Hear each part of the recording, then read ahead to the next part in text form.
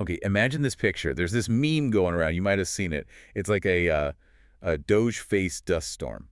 Right, the one labeled the Supreme Court. Exactly. Yeah. And it's just swallowing this idyllic little sunny suburb that's captioned, "A thriving modern society." Hmm. It's just a meme, obviously, but wow, it kind of hits hard, doesn't it? It really captures this feeling I think a lot of us have. That disconnect. Yeah, exactly. This gap between our, super modern world, ESG scores, crypto, electric cars, and any real sense of societal balance or sustainability even. It definitely makes you think. Right. And it makes you wonder, can you really have a thriving modern society when, like our source materials suggest, maybe only 20% are really buying in? And the other, what, 70, 80% are? Or, quote, quietly sharpening pitchforks behind the barn. It suggests that true equilibrium, maybe it's not just about the tech, or even morality in a simple sense, it's more like an invisible cultural balance. And that's really what we're digging into in this deep dive, isn't it? We're exploring what happens when progress, especially for marginalized communities, shifts, when it goes from being sort of organic, happening quietly, Under the radar. yeah, under the radar, to something much more visible, maybe even, performative. And that brings up a huge question. What are these unseen forces that actually shape whether society accepts something? And how does just being visible factor into that whole equation? Okay, so let's dive in then. For this deep dive, we're unpacking a really compelling opinion piece. It's titled, "The Supreme Court is Not Your Mommy.pdf." Kitschy title. It is. And it comes with this great Appendix 2 notes, a glossary, some really thought-provoking FAQs. So our mission here is basically to pull out the key insights about how society behaves, maybe the misunderstood role of big institutions like the Supreme Court. And maybe some unexpected ways to handle these big cultural shifts. Exactly. So as we get into this, maybe you, listening, can think about what really stands out to you when you consider how society reacts to change, especially change that feels really, really fast. Well, the source makes a fascinating point right off the bat. It talks about how, for a time, there was this kind of cultural balance almost through something it calls plausible deniability. Plausible deniability. How does that work in this context? It describes, for example, trans kids getting help, hormones, therapy, families consulting doctors, but it was all happening sort of quietly under the radar, under the headlines. Oh. The source calls it nap of the earth living. Doctors did their thing, families did theirs, and, the wider country didn't really mobilize against it. So there was a kind of peace because it wasn't a big public spectacle. Exactly. It wasn't a spectacle. Huh. That idea, plausible deniability creating peace. It's really interesting.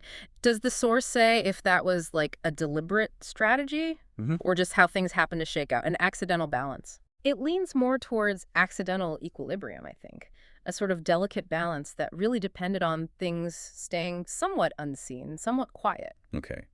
And so what shattered it then, according to the source? Well, the source argues pretty strongly that the balance got shattered when that quiet movement basically went loud. Right. And this next idea really ties into that shift, doesn't it? Yeah. This concept the source calls the golden Rolex moment. Yeah, that's a great analogy. It is. It's Yeah. about how showing off status or even identity can actually make you more vulnerable, like wealthy watch collectors choosing to wear a cheap Casio G-Shock at night. Not because they're ashamed of the Rolex. No, not at all. It's Yeah. about survival. If people are getting robbed for luxury watches, then that visible status becomes a danger, a liability. And the piece argues that the same kind of logic can apply to identity, politics, even big events like pride parades. And connecting that back, the source is basically saying that progress, once it shifts from being organic and quiet to being performative and loud, it just becomes a much easier target. It's not necessarily that the progress itself is wrong, but its visibility draws the fire. It uses this really vivid image. The Gucci tracksuit one. Yeah. Yep.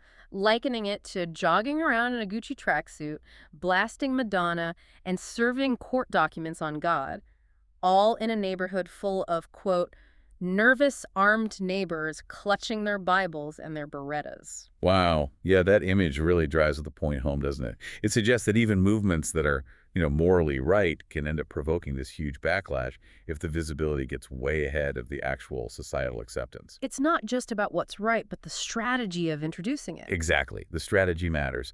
And the source argues that's precisely what we saw play out when the Supreme Court upheld Tennessee's ban on gender-affirming care for minors. It wasn't just about that one law. No.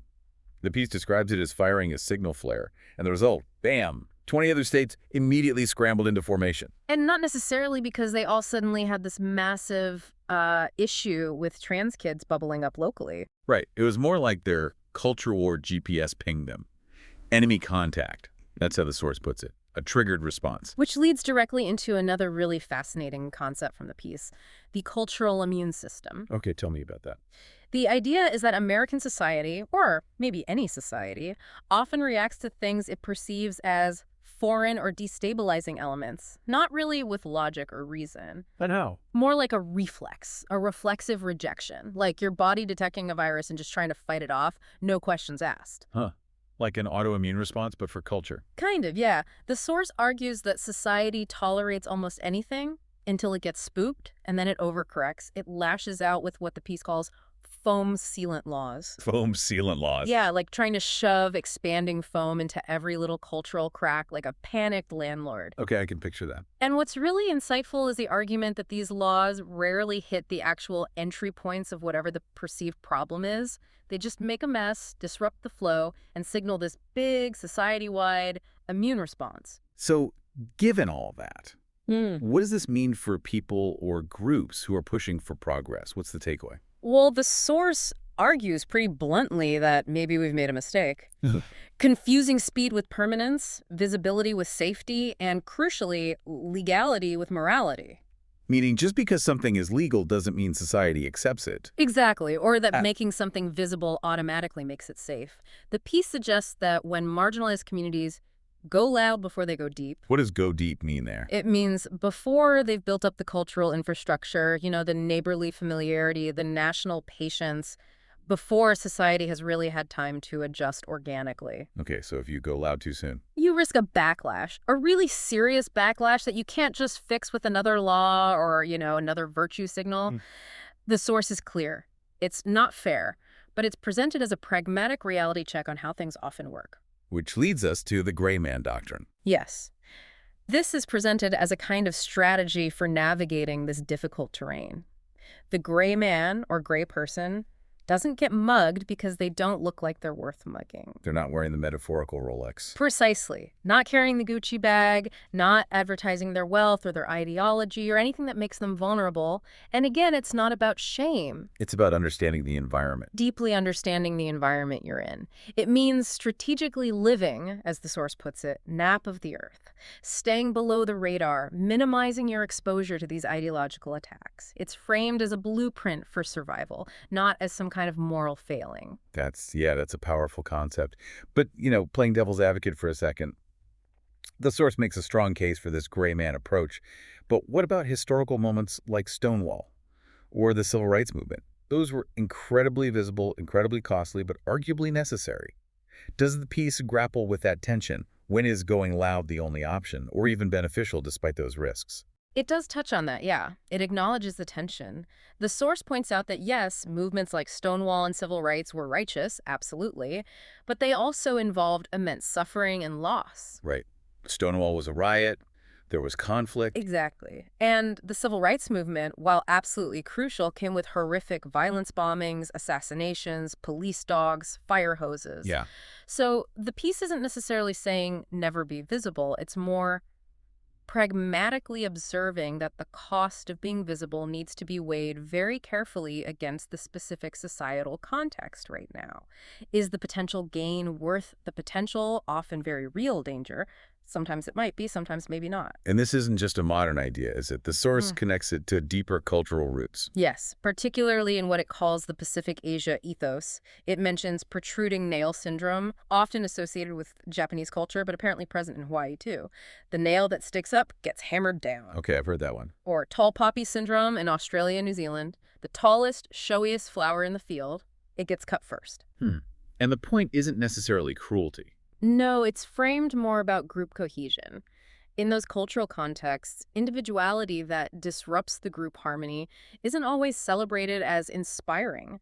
It can be seen as rude, maybe selfish, disruptive, and so it invites correction, a kind of social leveling. Which really underlines that whole idea of understanding the terrain, Ah, doesn't it? Knowing the limits of the system you're in. absolutely. And it leads to that really powerful statement in the piece.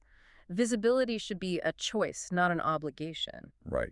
Not something forced upon you. So, if we bring it back to that central concept we talked about, this Yeah. idea of the cultural immune system, Yeah. this whole deep dive has really highlighted how societies can react, maybe not always with thoughtful reason, but with this kind of reflexive rejection, like a body sensing a virus, reacting to things perceived as foreign or destabilizing. And the Supreme Court decision on the Tennessee law. That acted like the signal flare, just as the source described. It triggered that fast, widespread immune response across many other states. Even if they didn't have a big pre-existing problem on the ground, the signal itself was enough. So let's circle back to that opening image. The Doge dust storm, the Supreme Court swallowing the sunny suburb of modern society. Mm-hmm. What we've explored today really gives us a different lens to see that through, doesn't it? Yeah. The cultural immune system explains the sometimes volatile, maybe seemingly irrational reaction, And the golden Rolex moment explains why visibility itself can become a liability. while the gray man doctrine offers a potential, if maybe uncomfortable, strategy for survival, that nap of the earth living. And tying it to those older cultural ideas like protruding nail or tall poppy syndrome, it reminds us that standing out isn't universally seen as positive. Sometimes it invites correction. And again, it's crucial to stress this isn't about blaming victims or telling people to be silent. Not at all. No, it's about understanding the complex dynamics at play. Understanding the terrain, as the source puts it, and the very real limits of the system you're operating in. It really drives home that point. Visibility should be a choice, not an obligation. Which leaves us with a pretty challenging final thought, doesn't it? If, as the source suggests, camouflage is still survival in many contexts, how do societies foster genuine understanding, real acceptance, especially without forcing marginalized communities to carry the whole burden, the often painful cost of being visible? That's a huge question, and definitely something worth mulling over. We hope this deep dive gives you, our listener, a more nuanced way to think about progress, visibility, and how complex societal change really is.